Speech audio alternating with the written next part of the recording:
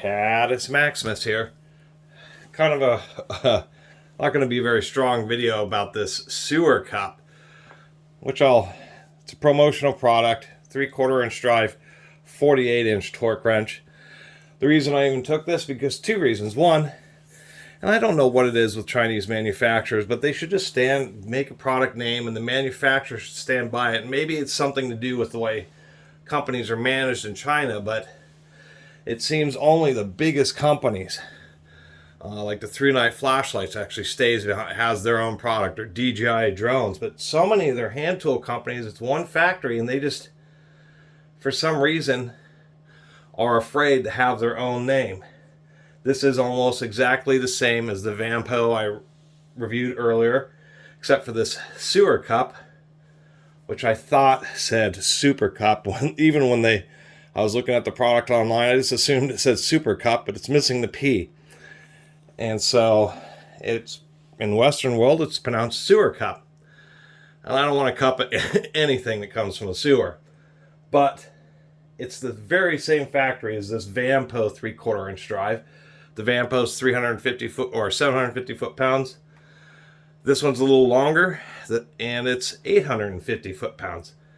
Everything is identical between these, except if we align the heads here and bring the handles into the shot, you can see that the SuerCup is a bit longer.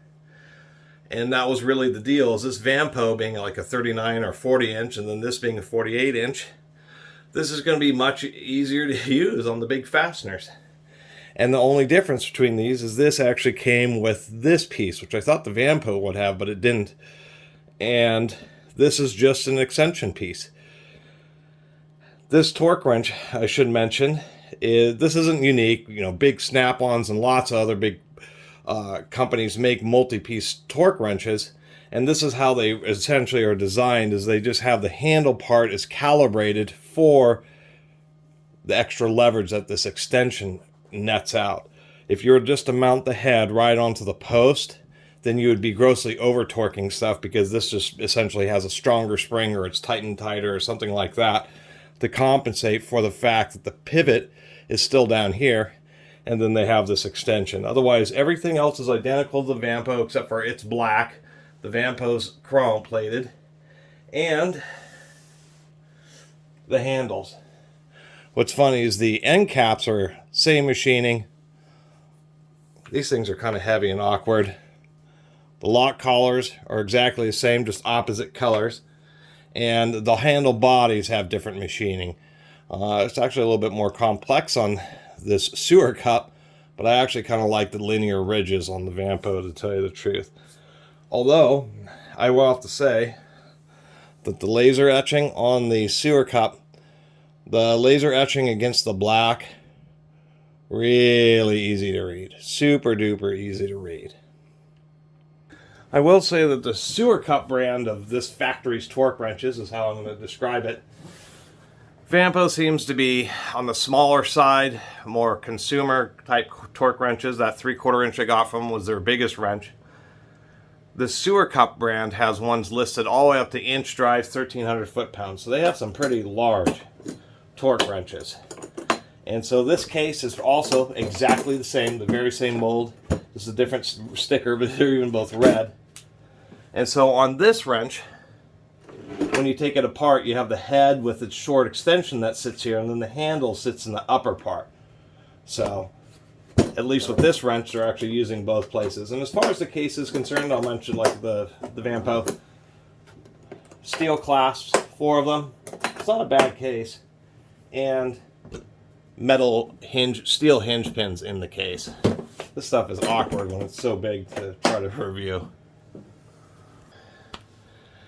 So, of course, if you use the case, which is kind of an annoying part, is I think they should have used just, spring-loaded detents, so you could quickly just press on and off the upper portion. They chose to use T30 fasteners. So every time if you do use the case, every time you want to put it back, you have to use the little included wrench, which oddly enough is a Security Torx compatible L wrench, a solid one. And you have to unscrew both these screws take it apart and put it away. And the reason I'm not a big fan of that is because if you use it a lot, then you're going to be unscrewing and screwing these screws, and eventually they're going to wear, or the wrench is going to wear, and it's going to be a little bit annoying. So for me, the cases are really bulky, and so I'll end up keeping this out of the case, but they could have used a quick release detent. Anyway, we'll take a look inside the ratchet head. What I find also interesting is that they have an O-ring on the upper portion here, but there's no need for it. It's just a steel rod and a tube, and they could have just made the head sit, flush against the body.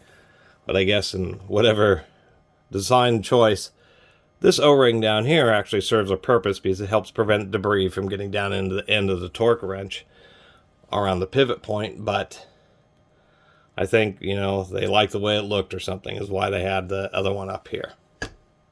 So I'd mentioned on the Vanpo, on these kind of swing pawl ratchets, they have a screw that helps retain the reverse switch. And as you can see, this has like a threaded in way deep. So I can complain that these didn't have like a special machine shoulder bolt, so you could torque it down tight, but it wouldn't get so tight that it locked up the lever. Well, it turns out that they just used a super long one. They just let it bottom into the bore so you can torque it down, and it's just bottomed out. It's kind of a weird way of doing it. Here we have the ubiquitous swing pawl ratchet design that I think Proto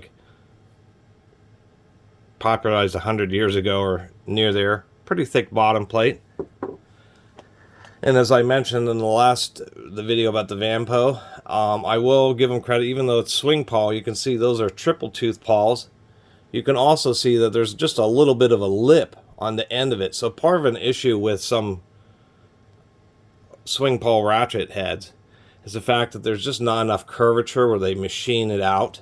I mean, it's essentially like they went with a big end mill and just do a big figure 8 bore. So as it ratchets, the spring can actually crawl its way up and cause problems. What they've done here is they have these pawls have a little lip to make sure the spring stays in the proper location. So I'll give them credit for that. Or points. I'll take away points for having no lube in there. I will give them some points for it's a pretty beefy ratchet head, pretty strong quick release spring, and that they do include a shim washer, at least attempt to reduce some of the anvil play that's in it, although I tend to like to have that washer be down here. Not much else, simple ratchet head design, but being triple tooth pawls and a nice little lip so the springs don't give you trouble, it's more than sufficient for a torque wrench. And I should correct myself before I get into trouble, because this has an extension, there would actually be less pressure. So this handle, if you were just to mount the head at the pivot point, would actually give you too little torque, not too much torque. Because the handle has been calibrated to assume that it has leverage, and I was just backwards when I spoke earlier. Since it's tuned to have leverage, the spring's going to be a little bit softer down here in the handle than it is on that Vanpo, since it's a shorter wrench without the cheater above the extension above the pivot. It's going to have to apply more spring pressure in order to get you the same torque value. Anyway, I appreciate SuerCup sending me this torque wrench, same as the Vanpo, just a black one. If you're in the black wrenches and you just need a budget large torque wrench, it seems fine. Came with of course, a calibration sheet, which sort of was spot on. They do tell you to have it calibrated every year, or every 5,000 cycles, surprisingly enough. And the reason I took it as a promo product was simply just because it was a longer handle and it was going to be easier to use when you're applying lots of torque. And for the price that they're charging for this thing, I can't remember. I think when I received this, it was like $279 on sale. Having a torque wrench that goes up to 850 foot-pounds will deal with a whole lot of heavy-duty torquing. Or cover a wide variety of heavy-duty torquing, and it won't break the bank. It's the kind of thing that you get if you're starting out at a truck shop or heavy equipment repair, earth moving equipment, that type of stuff. And then you eventually get yourself a more premium brand. But this is certainly something I would, you know, as far as how it's built, it seems like it would do more than easily pay itself off for whatever it is, 280, $300 or right around there. It's just unfortunate with their name because it's SuerCup. I mean, not a great name. Anyway, appreciate everybody who's been watching. See you next time.